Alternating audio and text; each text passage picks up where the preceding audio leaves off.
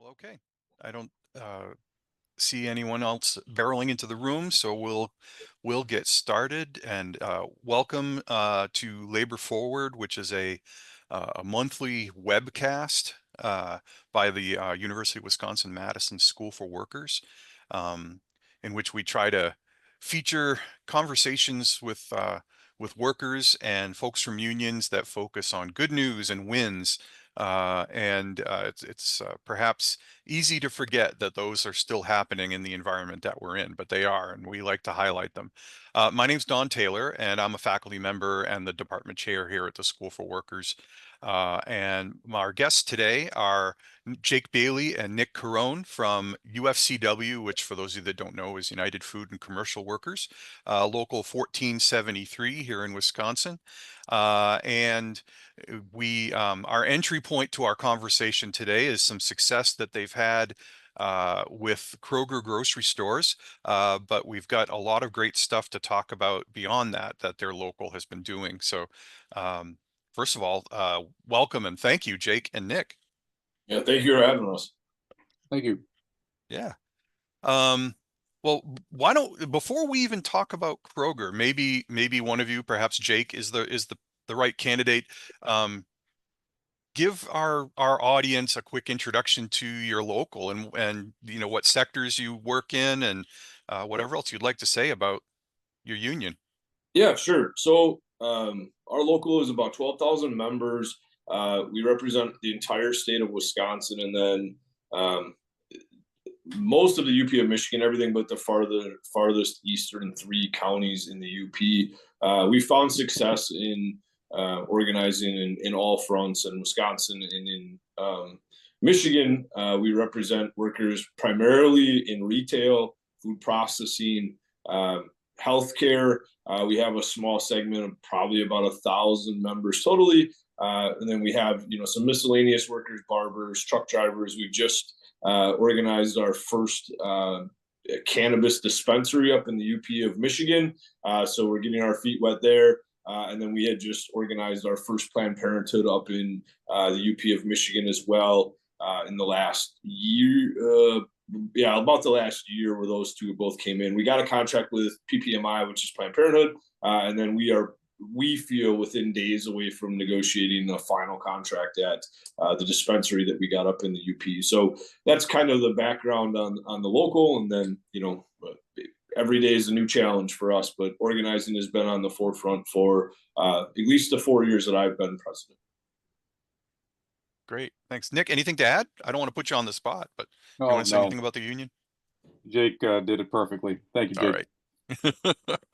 Okay. Well, why don't we jump into, we'll start narrow and then go broad, and we'll start by talking about Kroger because, our audience may not know this, but the three of us have talked about how one of your colleagues, Scott Spiro, reported at the Milwaukee Area Labor Council delegates meeting a couple months ago about this, the Kroger campaign and the success that you folks have had there, which is what put me on your trail in order to set this up today. But in talking to the you two guys a few days ago, I learned that there is a heck of a lot more going on that is just as exciting as the Kroger campaign. So, but let's talk about that. Like, give us one of you guys. Feel free to give us kind of the nuts and bolts of what you did at Kroger and perhaps what it represents, like what's the significance of the win. Yeah, so I'll give you kind of a broad overview of what happened, and then Nick kind of came in at the very early part of picking up these units. So we represent about 45 grocery stores that are owned by Kroger that are under the Metro Market or Pick and Save brands. And all of those locations we have wall to wall, except for we had 7 Kroger locations that we didn't represent the meat department. And then we have 1 location that we don't represent the front end of the store. We only represent the meat department. So through negotiations, I met with Kroger's lead negotiator at the time and was able to work out a neutrality card check type agreement where we had access to the stores, access to the workers, understood who was in the units, and then it was our responsibility to go in and sign individuals up, which that was Nick along with his staff that worked with him to make sure that we got these locations.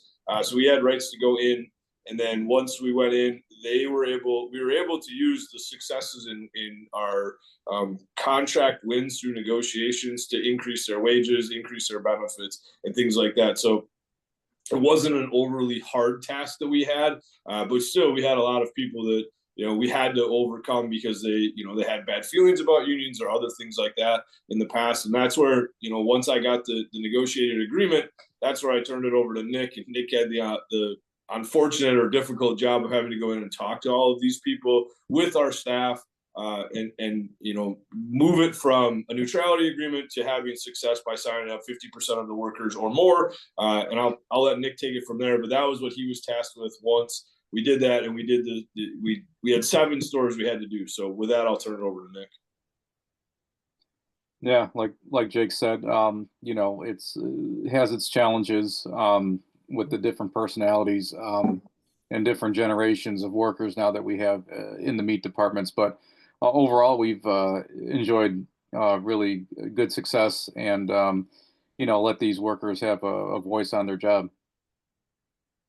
Cool. Thank you. Why, and this is a question for either of you, but why, well, actually, before I ask that question, over how long was this process, from the time that you sat down with the company to get the neutrality agreement to the process of getting these last 7 meat departments on board?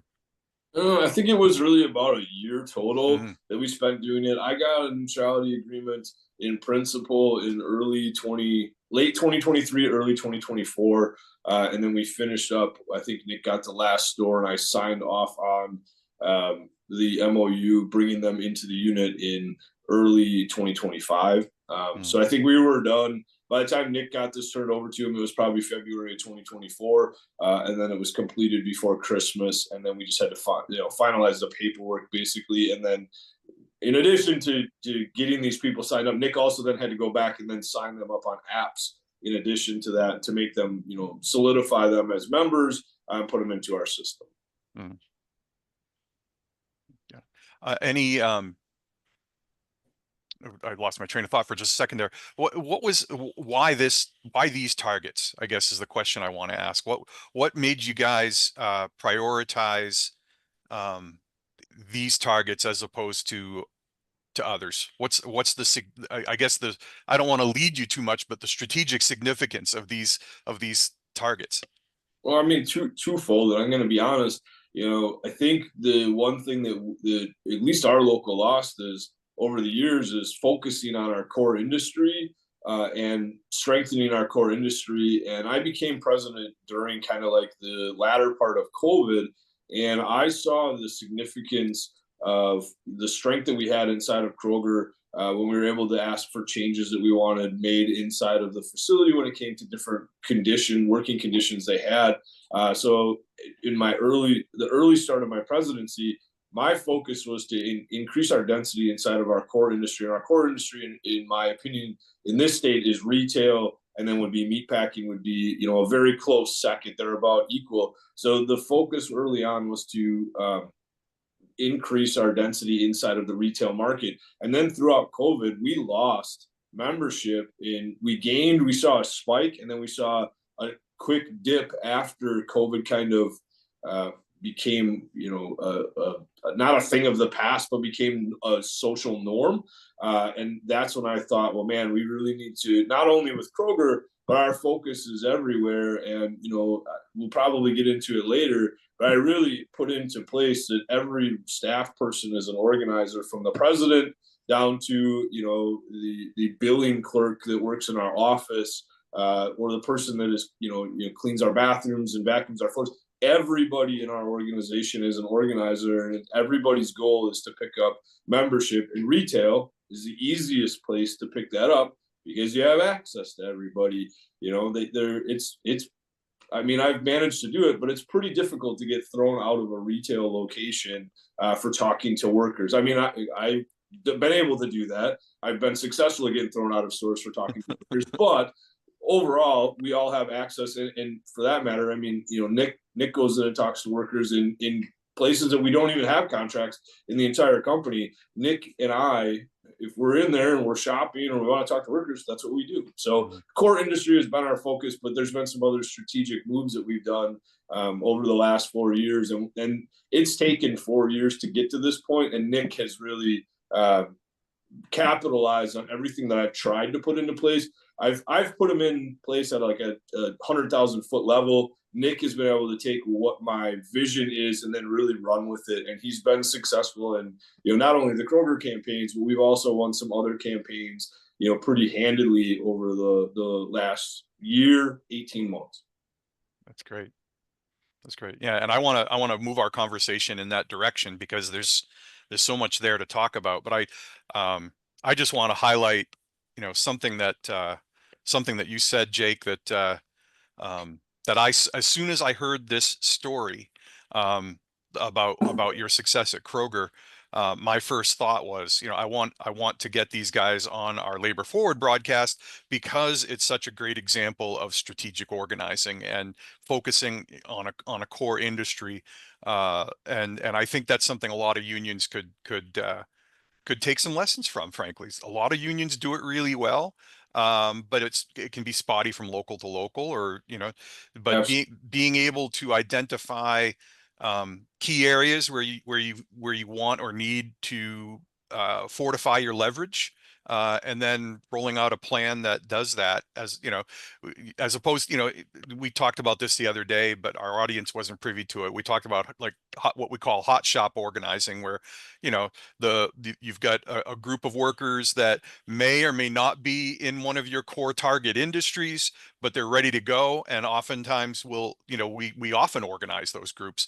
And I won't besmirch any union, but some unions, I think, get caught up in doing a lot of that and less of focusing on the areas where they need to maximize their leverage. And so, I know you know you guys take the hot shop calls, right? But and they can turn into real campaigns. But it's great that you're also executing a strategic organizing plan, which is a huge lesson, I think, for a lot of folks to learn. Yeah. I've already said enough. Let's broaden the perspective. Let's hear a little bit about. I think maybe I think before we get into some of the other campaigns you've had going on, I want to bring Nick more into the conversation, and let's talk about um, how you've translated Jake and the union's overall kind of vision for organizing into your ground plan. We talked the other day about how you're doing the organizing, and I think that's something that the audience could benefit a lot from too.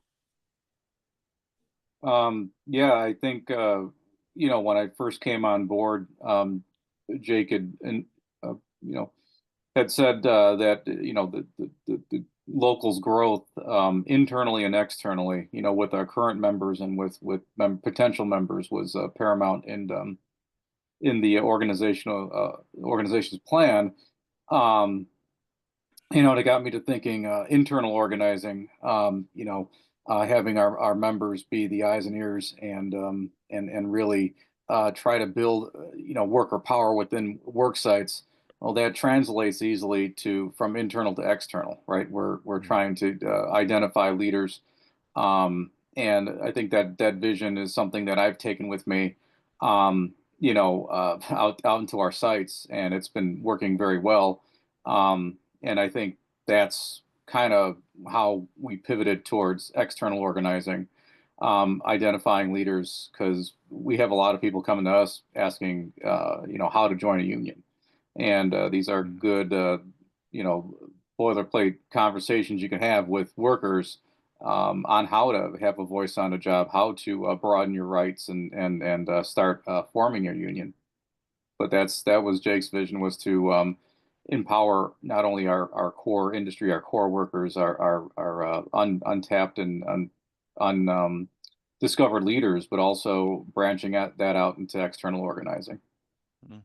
Yeah, great. Thank you. And um, you know, organizers my age and older perhaps, have for many years clung to the idea that that the only way to do proper organizing is one-on-one, face-to-face. And we kind of, I think some of us are learning, but not everybody is teachable, that that we need to move beyond that. But at the same time, I still think a lot of folks clutch to the idea that you can't organize digitally.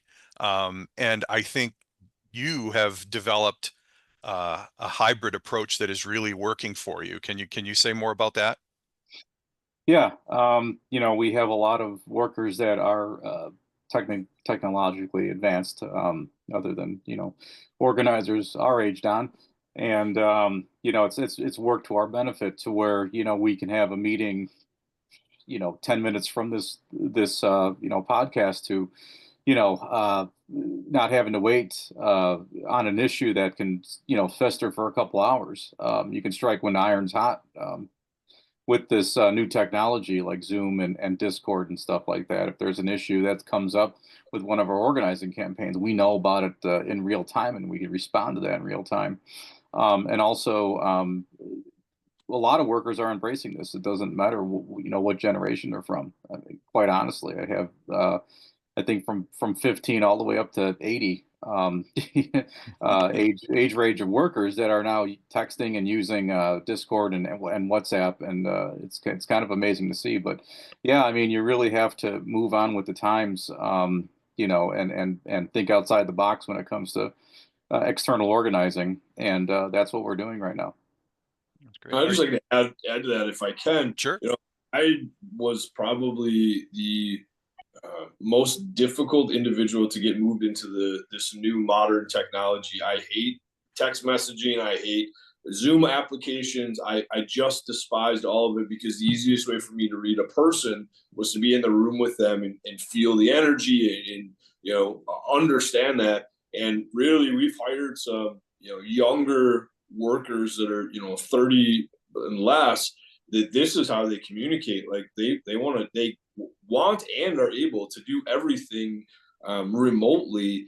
And Nick was really able to work with one of those individuals, and she really showed Nick the ropes, and Nick has ran with it, and he's won at least 2 campaigns with this style of organizing. And don't get me wrong, the face-to-face stuff, he still does that too, but not everybody wants to do that. So he'll have a face-to-face meeting, and he's got his laptop or his tablet up, and he's got 30 people on Zoom and 15 people in the room, and he's running meetings. I mean, maybe even today he might be running meetings remotely where he's in a coffee shop meeting with 4 workers, and then also on a Zoom application meeting with the rest of the group that's at home petting their cat or making dinner or taking care of their children. And like, really, this is a successful tool. Like, guys like us that are opposed to technology really need to get over that and get with somebody who's 30 or younger, or even younger than that, and have them teach us this platform. Because like Nick said, when there's an issue in the shop, like, we used to have to go back to the office and dial in to get our messages and then call and find out what's going on and hope we get a hold of somebody. Now they can plug in, hey, the boss is doing this now. What should I do? Everybody sees the question and Nick answers it, or somebody else on, who's working with Nick on his staff answers that question in real time, and they can debunk it before it becomes a major issue. Something that is, the boss made me do a job that wasn't my job. And we can say, yes, this is a ULP because they did this, or no, that's not, and you should just do that. And Nick can debunk that in real time and takes away the feelings about it, or the rumor mill that starts. I think, like, this tool, to me, I wish I'd have gotten over it 4 years ago rather than waiting until 18 months ago to start allowing our staff to do this stuff. But this is really equated to 3 victories. One of them was not all Nick, but we've won 3 campaigns where this technology, we might be 5 hours away, but we're meeting with workers at their convenience. That's awesome. That's awesome. And the ability to have that fast communication and get answers, find out where one stands, must be, from the worker's perspective, it must be like a major power shift, right? it subtracts power from their boss and moves it to them because they can have that instant connection with other workers and with an organizer and so forth. So there's a, it's something that we're always concerned about in organizing is shifting the balance of power at work, and this is something that does that to a degree that I don't think a lot of people realize. Yeah, I mean, and there's the other piece of this is you don't always have access to attorneys or to politicians. So all these other people that can zoom in and they can tell the workers, in their opinion, like what their struggles have been, what their rights are, all of these different types of things that we could do that we just didn't have the ability to organize as quickly around. Now, if there's a legality question, we can zoom our attorney in at 10 o'clock at night. He can answer all of the questions from wherever he's at, and the workers can be sitting at home getting the information. And this has been vital to us in an external organizing program, Mhm. and Nick has really ran with it. Like I said, him and one of the organizers that he's worked with in our, she came on to run our political program, is really, they've really taken this to, in my opinion, take it to the next step. That may not be the actuality of everybody else's feelings, but Nick is really taking it to the next step in utilizing Discord and WhatsApp and these other platforms. I don't even know what they're called, but he's utilizing them. Whatever the workers want, that's what he utilizes.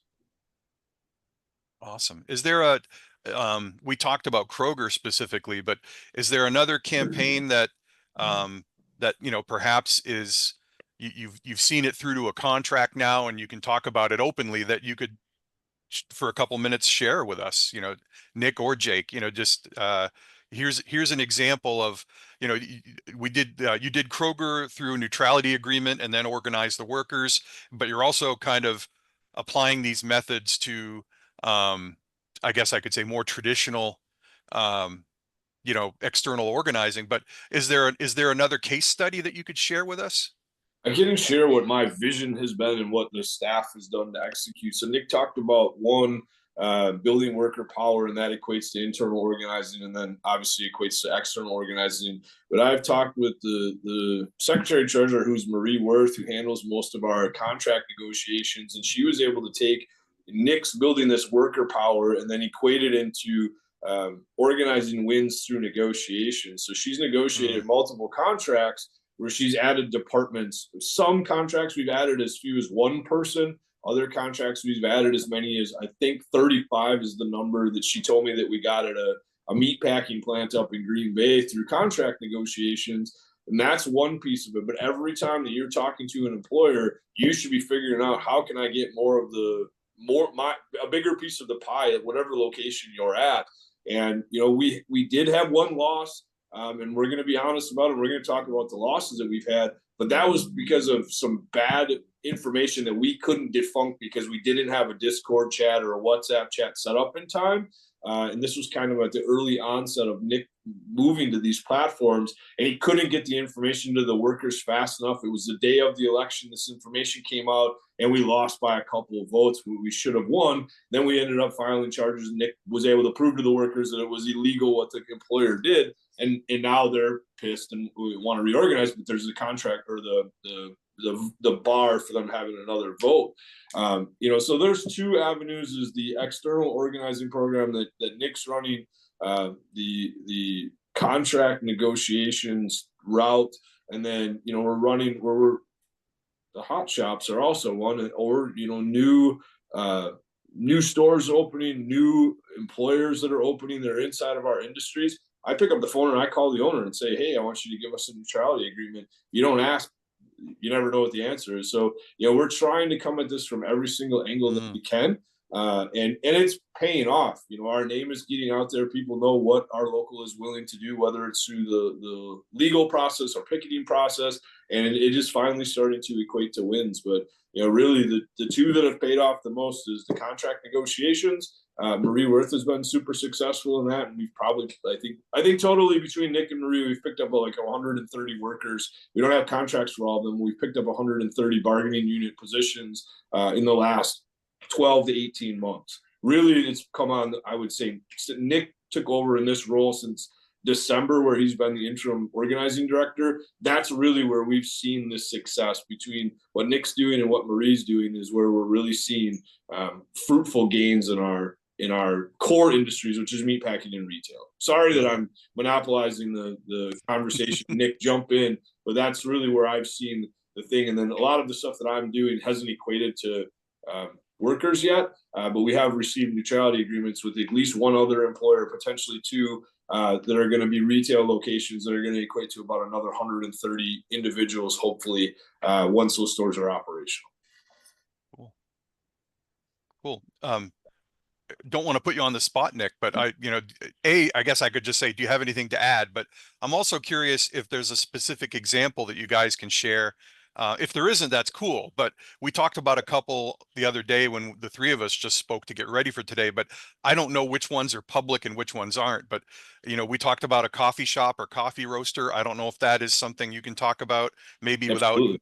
without naming it, if you're not ready to name it. But we're toward the end here, but I was wondering if perhaps you could give us a couple minutes just on a summary of another successful campaign that you guys have undertaken. Yeah, Ruby Roasters is one that Nick won, took it from start to finish. So Nick, talk about that. Yeah, so they reached out to me in late December.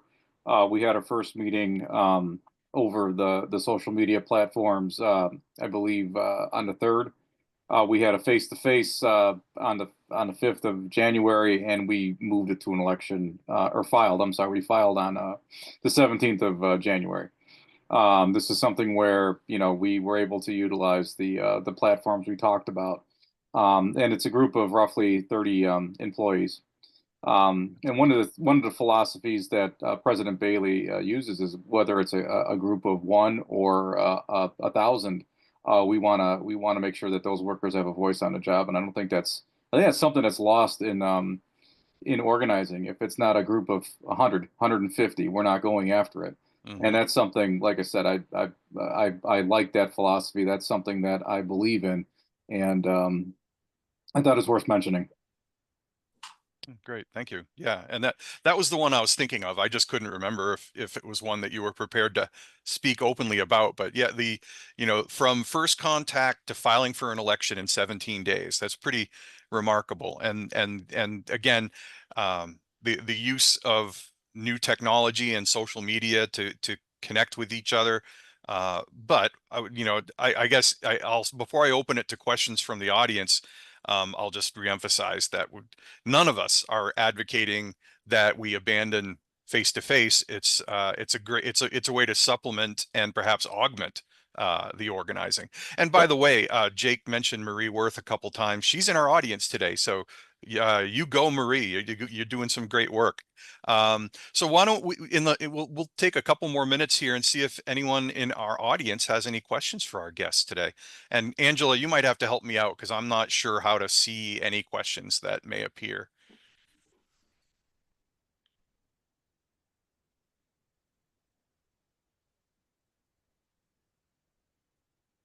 I've opened the chat. I assume that might be where questions might show up, but See what technology does? It just frustrates you.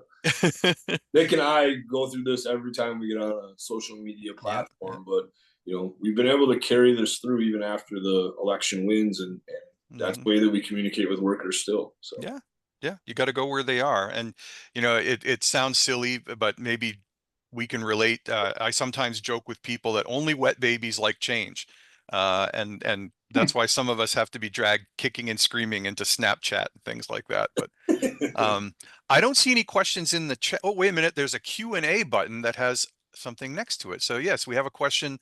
Do you incorporate health and safety training in your organizing? I mean, I'll let Nick take that from there. He's the one that's running the organizing.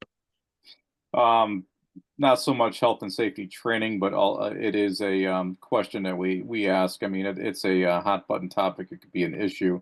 I know at our one of our facilities, it was a lot of safety issues were brought to our attention, and we walk the workers through addressing them. And that's not only addressing them with the management, it might be with OSHA or with another agency, whatever is necessary to make sure that their working conditions are safe. Whether or not we're actually at a point where we're dropping cards, we try to make sure that they understand what their rights are in the workplace and who to utilize if they don't have a union at that point in time. Yeah, I would, of course, health and safety is everywhere, but I can certainly imagine that in the industries that you guys focus on, it's often a key motivator for organizing. Yeah. Yep. Any other questions? Oh, there we go. What were the parameters of the neutrality agreement with Kroger? To the extent that you can share that. Sure. I mean, the parameters were basically that the employer would provide us with a list of workers inside of the department that we had agreed upon. We had full access to the department, similar to what we have in the stores, where we can talk to the workers while they're working. We can't stop them from working. And then once we reached a point where we had 50% of the people that worked in that department signed up, plus one, we would turn the cards over to a neutral third party. The company would turn the seniority list or schedule, whatever you want to call it, over to the neutral third party. They would go through, compare what we had for signed up on cards versus what the department looked like. And then they would come back and say, yeah, yes, you have 50% plus one. And then the employer would recognize. And then we had worked out how we would move them into the collective bargaining agreement with the front end workers. And that's kind of dicey on how that worked because it was different in each location depending on when that contract came up. But that was the rough parameters, which is, I guess they're not real great parameters, but that's what they were for those 7 locations. Well, they worked, right? Yep. Okay. Any other questions from our viewers? Oh, the lights in my office just went out. Motion activated. That's a little embarrassing. There we go. We complain about the technology of Zoom and so forth, and I just can't keep my lights on. And we just have a comment. Thank you very much. Enjoyed today's session.